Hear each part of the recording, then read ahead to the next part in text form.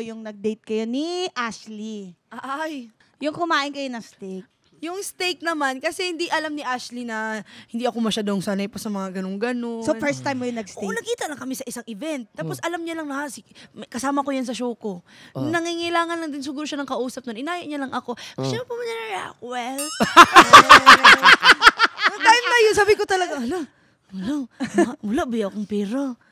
Sa isip-isip mo. Isip ko yun, sabi ko, pero artista man ni siya.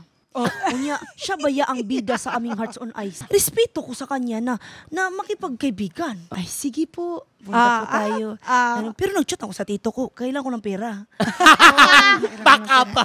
So, magkano ang bill? 7K. 7,000? Dalawa lang kayo. Ano For ba in-order nyo muna? Nag-steak kasi ang Ashley. Basta buangin na may steak na. May Pwede naman pasta barbecue steak na lang. May pasta Merong pa. pasta. Oh, may salad. wine pa siya. Wow! Wine kayo. Pwede Siya tuba kasi naman magka-pair yun eh. Di ba? Pero masaya yung, dun ko naging close si Ashley. Ang akala niya siguro hati kayo, pero sa totoo lang, hirap. Kinabahan na talaga ako noon na Ayan pagbigay sa bill, ibibigay niya na sa akin ang bill. Nakita mo sa malayo? Paano itsura mo na? Kunwari, ito na si Ashley. Ano itsura mo na? Yan yung bill.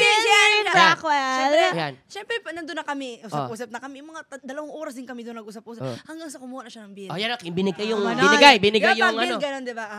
Ako si Ashley. Bill. Ikaw waiter ka. Waiter. Waiter in Rockwell. Bill, please.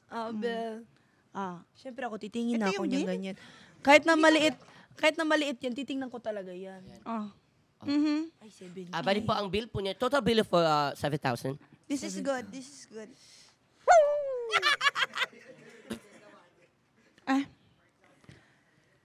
7,000, ma'am. Babe, ako na, babe. Really? Ako na. Are you sure? Ay, hindi ko alam kung ano si Ashley. Pero mabait yun. Ganun talaga ginawa ko. Are you sure? Kunwari lang, pero sabi niya, ako na, bahala. Pero siyempre, kunwari kang kukuha ka pa ng pitaka mo ba? Hindi, meron ako dito.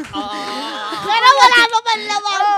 Kunwari lang na pero na-chat ko na ko para in case bank transfer na lang. Pero hindi na talaga niya pinabayaran, madam. After nun, tumira na kami sa isang bahay. After now. Naglipin kayo. Resta na kumbaga. Ang bilis ng pacing ng buhay niya, no? Pero alam mo, kaya mabait sa'yo si Ashley kasi mabait ka din.